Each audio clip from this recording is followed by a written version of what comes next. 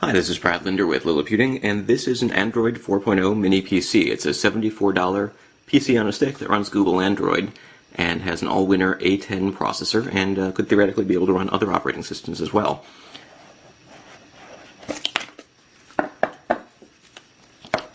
Inside the box, you've got a little bit of a user manual with very small text.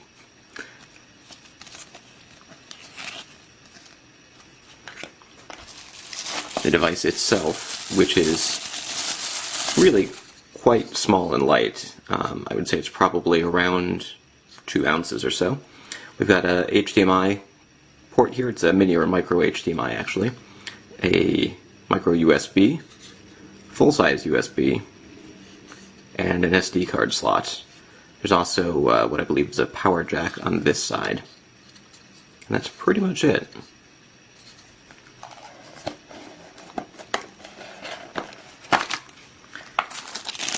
Also in the case, we've got an HDMI adapter, which I was a little bit worried might not actually come with the device, but it does seem to, which is nice.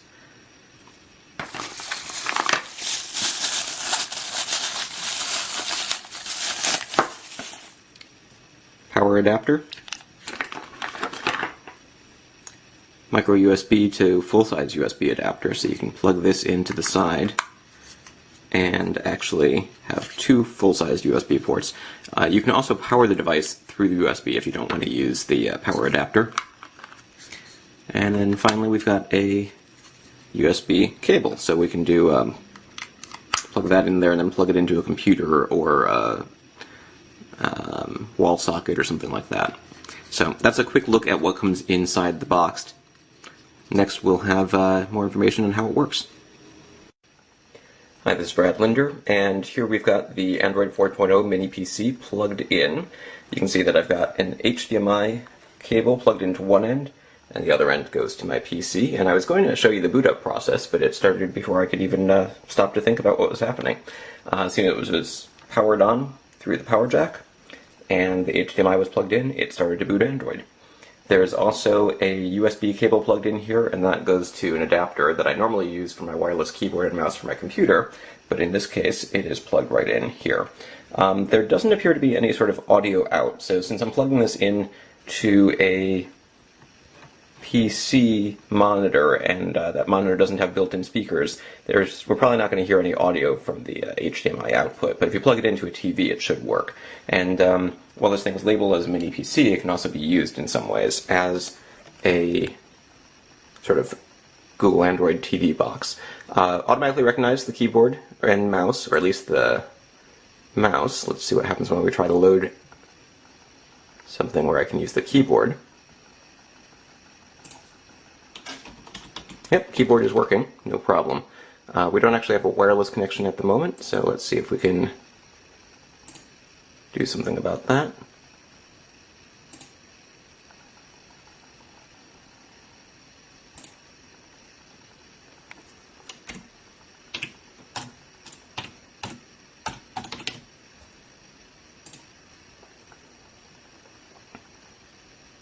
It's connecting to Wi-Fi. And while it does that, let's go ahead and see what we can find out. So it's running Android 4.0.3 using an Ubuntu kernel. Looks like we are online.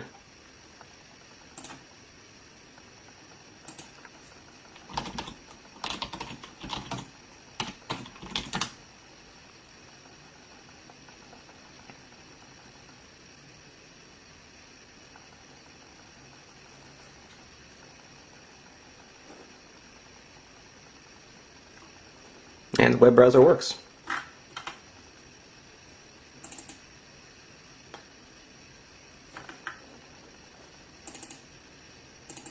We've got tap to zoom. Now, of course, there's no multi-touch because there's no touch here. But it works reasonably well. It's not the fastest web browser I've ever seen, but it does work. There's also on-screen buttons for volume. Again, we can do volume up, volume down. We're not getting any volume here because I'm not plugged into a monitor with built-in speakers, but theoretically that would work. There's a file manager video player, which is marked Super HD player because it can handle 2160p videos apparently. And it comes with Angry Birds Space, Documents to Go, looks like, and the Android Market, which is not something I was expecting to see here. So I'll go ahead and add an account later so I can download some applications. I'm not sure that this is officially a Google certified device, but it does appear to come with Android Market out of the box, which is nice. Also Adobe Flash Player, a Wi-Fi connection manager, and some basic Google applications, including Google Maps, it looks like. Yes, Google Calendar, and the official Gmail application. Also Skype comes preloaded. Back into settings. There's no actual battery, but there's a battery setting area here. Storage shows us that there's a gig of free space on internal storage, and then the second internal storage, which basically acts like an SD card with 2 gigs of space. Overall, the device, I think, has 4 gigabytes built in, but you can add a SD card if you want extra space.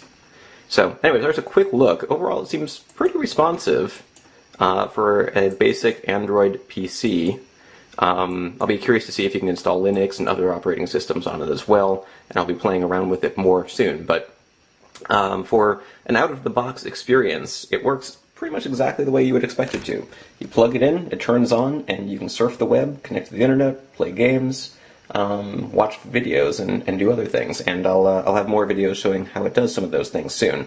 So far, I'm pretty impressed with this little $74 PC that I picked up from China. It takes a long time to ship if you get the free shipping option. It comes from a number of different companies, and a couple of different brand names, but overall they're all very similar devices with all-winner A10 processors, 512 megs to 1 gigabyte of RAM, 4 gigabytes to 8 gigabytes of storage, and so forth. And they all sell for under $100. Around $70 usually seems to be the average price. Again, Brad Linder with Liliputing, and a first look at the Android 4.0 mini PC. And again, this is the first time I've turned it on, so I just wanted to give you some initial impressions, but we will have some more details about this little cheap computer soon at liliputing.com.